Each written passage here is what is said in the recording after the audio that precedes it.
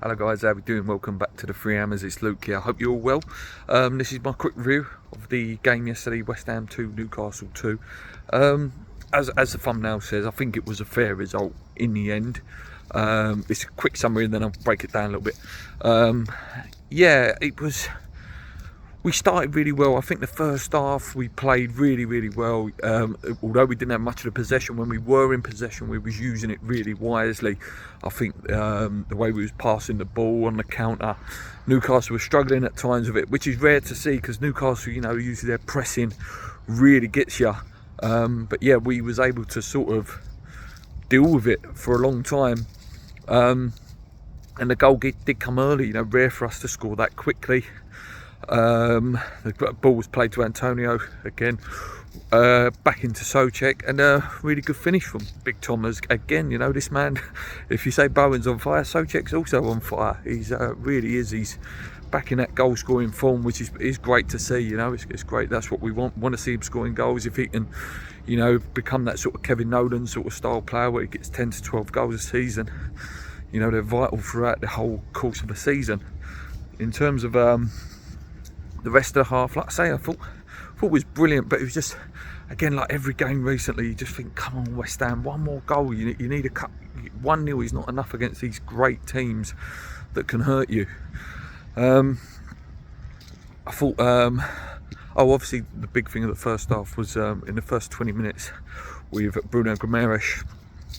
So I'm a big Bruno fan, but even Alan Shearer said it on Match of the Day last night, didn't he? He had to go. You know, I think even the most biggest Toon Magpie fan would admit, you know, the first one, little clip, and that was a booking, and then the second one, what was it, 90 seconds later, should have gone. The ref absolutely bottled it at that point. Would it have been a different game? I don't know. Do I think that Newcastle deserved the point? Yes, I do. But should they have been in a position to have been able to play for the point? You know, there should have been 10 men on the pitch. Maybe West Ham would have been able to, you know, capitalise on that fact at that point, because Bruno's such an influential player for them. And also in that first initial booking for Bruno, obviously Emerson got booked for the old, you know, doing that. A little bit later on, Almiron did that after he'd been booked. So again, that's another one. Potentially you could have said, if the referee had been consistent, there could have been 2 red cards for them. But listen, I'm just clutching at straws a little bit there. I knew what was going to happen though. Second half, I think most West Ham channels and, you know, Twitter pages have said the same thing. You just think, West Ham, please don't do your usual. Come out second half with nothing. You know, look laboured, look tired. And we did. Again, you know, we come out, and it just, again, it's that classic line of a game of two halves, and that really is what it was. After being so good the first half, I thought, God, mate, if West Ham keep this up for the second half, we're laughing here. We're going to do them. But obviously we didn't. And then, yeah, the goal was coming when it did come. There was a great save initially, just before their goal from Areola. A fantastic low save. But then literally a little bit after that, but again, the free kick that led to their goal, again, in my opinion, shouldn't have been a free kick. Again, I know I'm a West Ham fan, but I even think it was just a fair 50-50 challenge. I don't think it was a free kick. And then obviously the free kick's whipped in. Really good ball from Trippier. And then it's hit. Basically Alvarez had to go for it because I think it was Dan Burns or Shaw behind him. Alvarez has headed it into the path of Isak, and he ain't got a miss from there, and that's 1-1.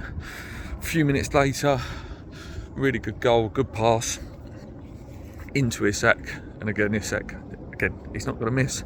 2-1. I started fearing the worst at that point. I thought we were going to capitulate and see a capitulated West Ham performance, and we nearly did. Isak again bursting in, which would have been his hat-trick, rounded the goalie, hit the post, or I think it was a gird that just stopped it and put it onto the post.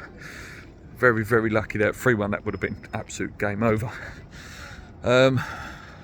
We was in desperate need of something, some sort of focal point and a target man, and then he brought on Mohamed Kudus, and straight away, you know, Kudus was getting on the ball. He was doing some spins, you know, trying to be direct, trying to be powerful, and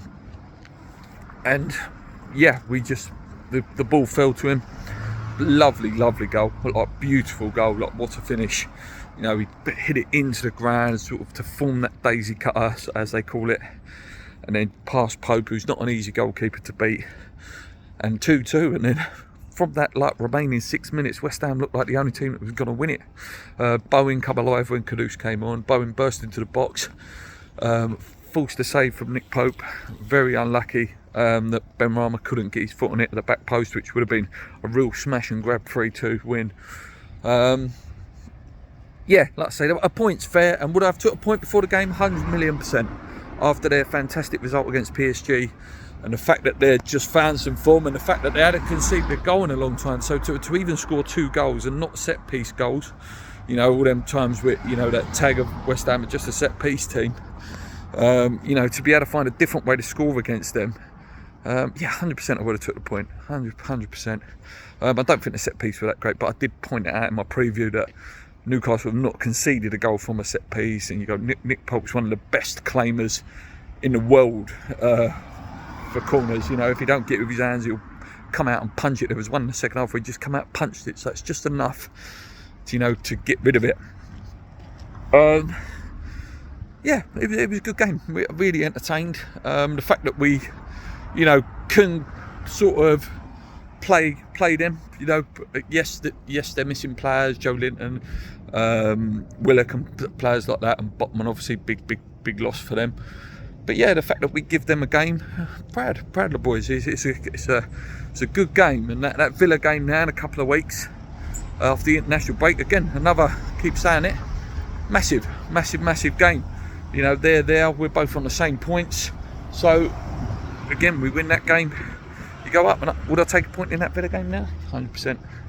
So yeah, we'll wait and see, guys, but I don't think anyone can argue with the start to the season. You know, I'm really happy West Ham fan, going well in Europe, going well in the league. Again, the only thing I would like now is a striker. If you give me a striker in that team with that a talent behind it, this could be a really good season if it comes to it in January. Anyway, my man of the match, I don't know actually. I think Emerson was fantastic again. I really do. You know, Emerson. It was Emerson actually that played the ball to Souček, wasn't it? Not Antonio. Yeah, I'd give it to Emerson. I do like the boy. Anyway, guys, until next time. Let me know what you guys think. Apologies if there was loads of wind again. I know people keep saying it's very windy, Luke, sometimes when you do your walk. That's what you get for doing the walks. Come on, you eyes. Keep believing.